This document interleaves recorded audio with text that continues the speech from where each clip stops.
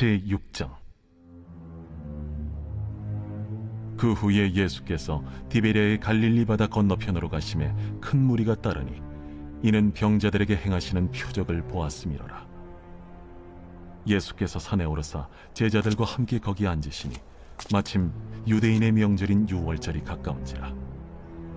예수께서 눈을 들어 큰 무리가 자기에게로 오는 것을 보시고 빌립에게 이르시되 우리가 어디서 떡을 사서 이 사람들을 먹이겠느냐? 이렇게 말씀하심은 친히 어떻게 하실지를 아시고 빌립을 시험하고자 하심이라. 각 사람으로 조금씩 받게 할지라도 200데나리온의 떡이 부족하리이다. 제자 중 하나 곧 시몬 베드로의 형제 안드레가 예수께 여짜오되 여기 한 아이가 있어 보리떡 5개와 물고기 2마리를 가지고 있나이다. 그러나 그것이 이 많은 사람에게 얼마나 되겠사옵나이까? 이 사람들로 앉게 하라. 하시니 그곳에 잔디가 많은지라 사람들이 앉으니 수가 5,000명쯤 되더라. 예수께서 떡을 가져 축사하신 후에 앉아있는 자들에게 나눠주시고 물고기도 그렇게 그들의 원대로 주시니라. 그들이 배부른 후에 예수께서 제자들에게 이르시되 남은 조각을 거두고 버리는 것이 없게 하라. 이에 거두니 보리떡 5개로 먹고 남은 조각이 12바구니에 찼더라. 그 사람들이 예수께서 행하신 이 표적을 보고 말하되 이는 참으로 세상에 오실 그 선지자라. 그러므로 예수께서 그들이 와서 자기를 억지로 붙들어 임금으로 삼으려는 줄 아시고 다시 혼자 산으로 떠나가시니라. 네, 사랑하는 큰 습관 여러분, 좋은 아침입니다. 1월 15일 매일 말씀 나누도록 하겠습니다. 오늘 본문은 요한복음 6장 1절부터 15절 말씀입니다.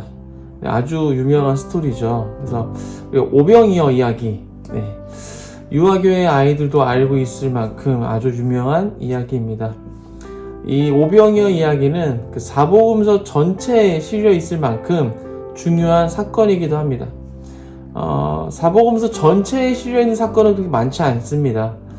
예수님의 십자가 사건, 그리고 부활하신 사건, 그리고 오늘 본문인 오병이어 이야기가 이 사복음서 전체에 나와 있는 이야기인 것이죠. 그만큼 오늘 본문은 매우 중요한 사건입니다. 오병이어로 5,000명을 먹이신 것이 왜 중요한 사건일까요? 이것은 예수님이 하나님이심을 나타내주는 사건이기 때문입니다. 말씀을 보면서 함께 살펴보도록 하겠습니다. 1절부터 2절입니다.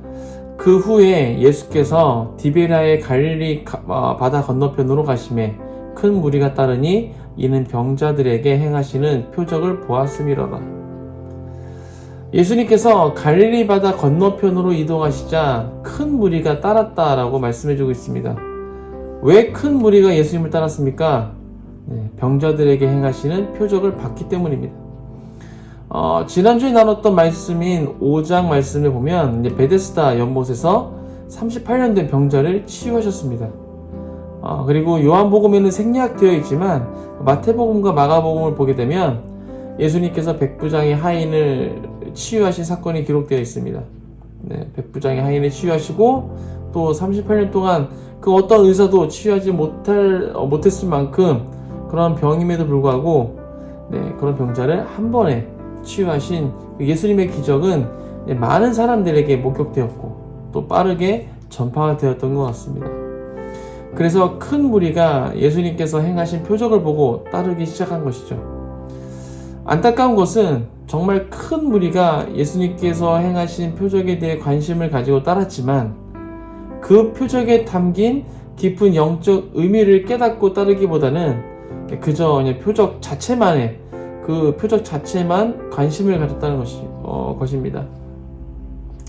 다른 사람은 못하는 기적을 행하시니까 그것이 신기해서 또는 나에게도 그런 기적을 행하시기를 바라며 따랐던 것이죠. 어쩌면 이러한 모습이 우리의 신앙생활 모습이 아닐까 생각이 되어집니다. 주변에 누군가가 하나님의 기적을 체험했다는 간증을 들으면 그저 그 기적이 신기하고 또 나도 경험하고 싶다는 마음만 있지 하나님께서 왜 이러한 기적을 베푸셨는가, 이 기적을 통해서 무엇을 말씀하시려는 것인가, 이것에 대해서는 관심이 없다는 것입니다. 이렇게 겉으로 드러나는 표적에만 관심을 가지고 따르는 자들은 표적이 나타나지 않으면 쉽게 떨어져 나가는 무리와도 같은 자들입니다. 우리는 무리와 같은 신앙생활을 해서는 안 될 것입니다. 우리 삶 가운데 행하시는 아주 작은 사건이더라도 그 사건을 통해서 말씀하시는 하나님의 음성을 들을 수 있기를 축복합니다. 3절부터 4절입니다. 예수께서 산에 오르사 제자들과 함께 거기 앉으시니 마침 유대인의 명절인 유월절이 가까운지라. 예수님께서는 산에 오르셔서 제자들과 함께 거기에 앉으셨는데 그때가 마침 유월절이 가까운 때였다는 것입니다. 갑자기 유월절이 언급돼서 좀 당황스럽기까지 합니다. 이렇게 아무 연계성이 없는데 콕 집어서 언급하고 있다는 것은 그만큼 중요한 의미가 있기 때문일 것입니다. 유월절이 어떤 절기인가요? 출애굽 전날 밤에 10번째 재앙이 애굽을 덮쳐서 모든 장자들을 죽일 때 어린 양의 피를 문설주에 바른 이스라엘 백성의 그 집은 넘어감으로써 이스라엘 백성이 구원받은 데서 유래된 절기입니다.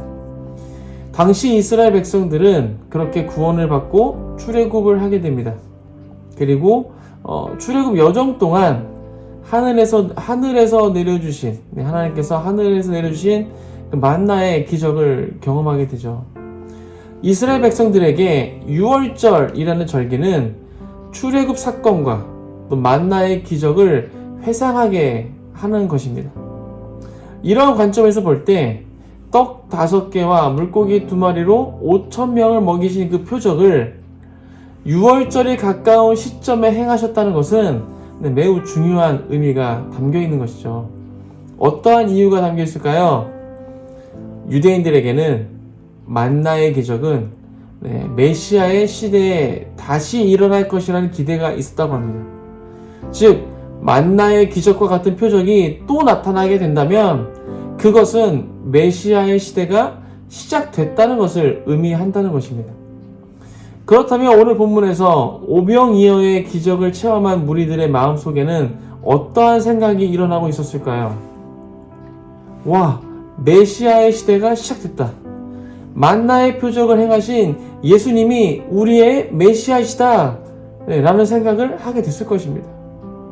이것은 14절과 15절을 통해서 증명되어지고 있죠. 14절 15절입니다. 그 사람들이 예수께서 행하신 이 표적을 보고 말하되 이는 참으로 세상에 오실 그 선지자라 하더라. 그러므로 예수께서 그들이 와서 자기를 억지로 붙들어 임금으로 삼으려는 줄 아시고 다시 혼자 산으로 떠나가시니라. 오병이어로 5,000명을 먹이신 표적을 보더니 이는 참으로 세상에 오실 그 선지자라 라고 생각했고 예수님을 억지로 붙들어 그들의 임금, 왕으로 삼으려 했다는 그런 생각을 했다는 것입니다. 정리해보면 6월절이 가까운 때 오병이어로 5,000명을 먹이신 표적은 예수님께서 메시아이심을 나타내주는 아주 중요한 표적인 것입니다. 5절부터 6절입니다. 예수께서 눈을 들어 큰 무리가 자기에게로 오는 것을 보시고 빌립에게 이르시되 우리가 어디서 떡을 사서 이 사람들을 먹이겠느냐 하시니 이렇게 말씀하심은 친히 어떻게 하실지를 아시고 빌립을 시험하고자 하심이라. 큰 무리가 오는 것을 보시고 예수님은 빌립에게 우리가 어디서 떡을 사서 이 사람들을 먹이겠냐 라고 질문하십니다. 지금 예수님과 제자들이 어디에 있다고 했었습니까? 아까 3절에서 산에 올랐다 라고 했습니다. 예수님은 지금 산속 한가운데 계시는데 어디서 떡을 사서 무리를 먹이겠냐라고 빌립에게 질문하고 있는 것입니다. 정말 말도 안 되는 질문이죠. 이런 질문은 초등들도 안 할 것입니다. 산속에 아무것도 없다는 것을 뻔히 알면서 예수님은 왜 이런 말도 안 되는 질문을 하셨을까요? 빌립을 시험해 보기 위해서였습니다. 우리가 신앙생활 하다 보면 종종 이런 경험을 하게 됩니다. 정말 말도 안 되는 질문을 받거나 말도 안 되는 요청을 받게 되는 것이죠. 이런 질문이나 요청을 받는 순간 지금 이게 말이 돼? 라는 말이 막 턱까지 올라오게 됩니다. 상식적으로는 도무지 이해가 안 되는 것입니다. 너무 어처구니가 없어서 막 화가 나려고 하기도 하죠. 혹시 그런 경험들이 있으신가요? 어쩌면 그것은 여러분을 향한 하나님의 테스트일 수도 있습니다.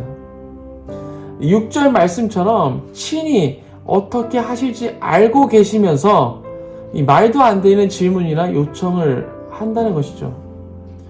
그때 여러분은 어떻게 반응하셨습니까? 오늘 본문을 보니까 이제 두 가지 반응을 우리가 찾아볼 수 있습니다.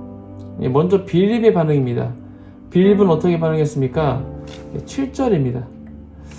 빌립이 대답하되 각 사람으로 조금씩 받게 할지라도 200데나리온의 떡이 부족하리이다. 예수님의 질문을 받음과 동시에 빌립의 머리는 계산이 시작됐습니다.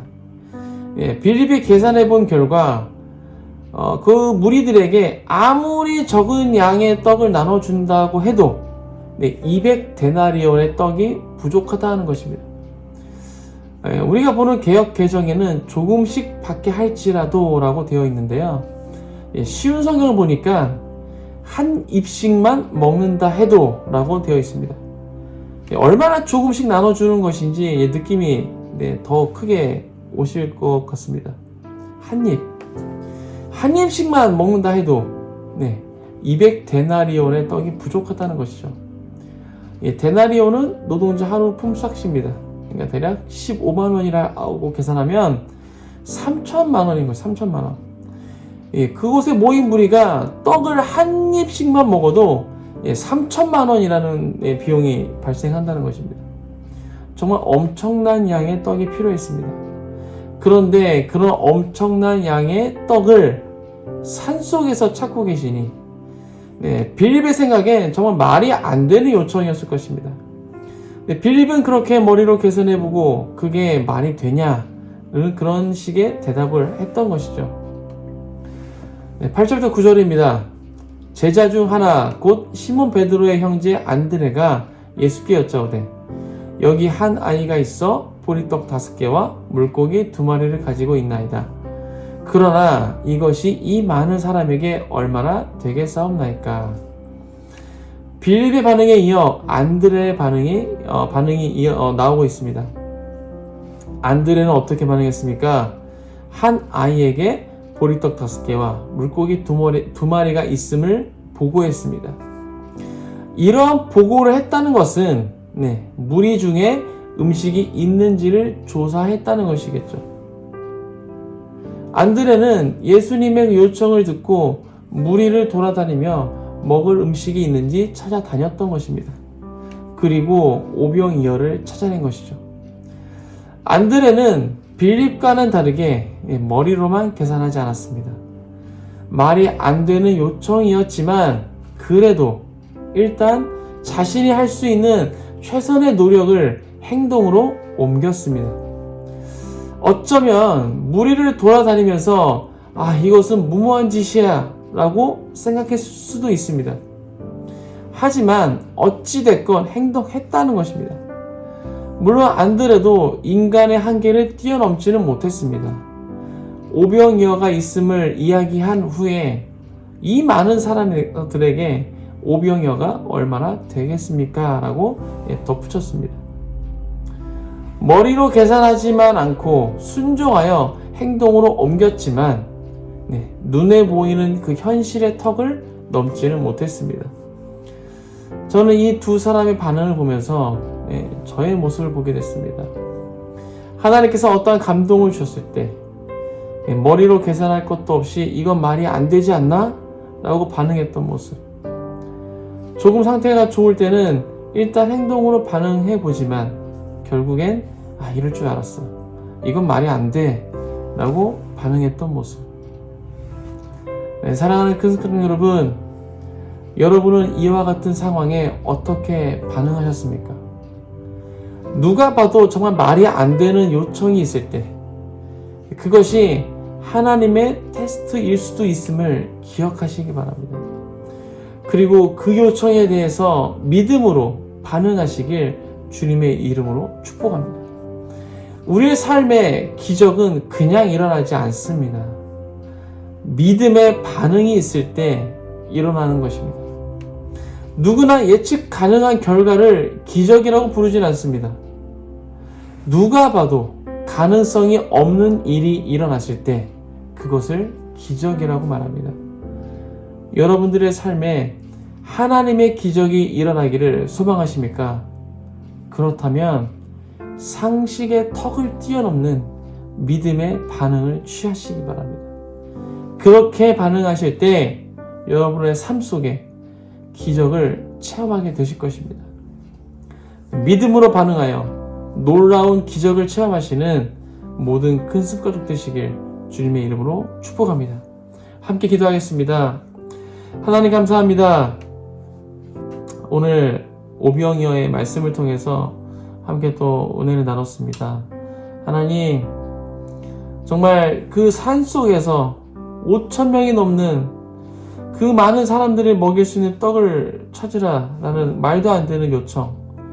그 요청에 빌립은 내 머리로 계산하고 이건 말이 안 됩니다 라는 반응을 보였고, 안드레는 일단은 행동을 옮겨 찾아보았지만 현실의 턱을 넘지는 못했습니다. 하나님, 우리가 신앙생활 하면서 이런 말도 안 되는, 우리의 생각으로는 정말 말이 안 되는 그런 음성, 그런 요청을 들을 때가 있습니다. 하나님, 그럴 때 우리가 그것을 우리의 생각과 경험으로 제한하지 않게 하여 주옵소서. 그러한 요청이 있을 때, 그런 음성을 들었을 때 우리가 믿음으로 반응하여 나아갈 수 있도록, 그래서 우리 현실의 그 턱을 넘어설 수 있는 우리가 될 수 있도록 주님 축복하여 주옵소서. 그렇게 믿음으로 반응하여서 하나님의 기적을 체험하는 우리가 될 수 있도록 주님 축복하여 주옵소서. 우리가 그러한 귀한 믿음을 허락하실 그 주님을 찬양합니다. 이 모든 말씀 예수 그리스도 이름으로 기도했습니다. 아멘.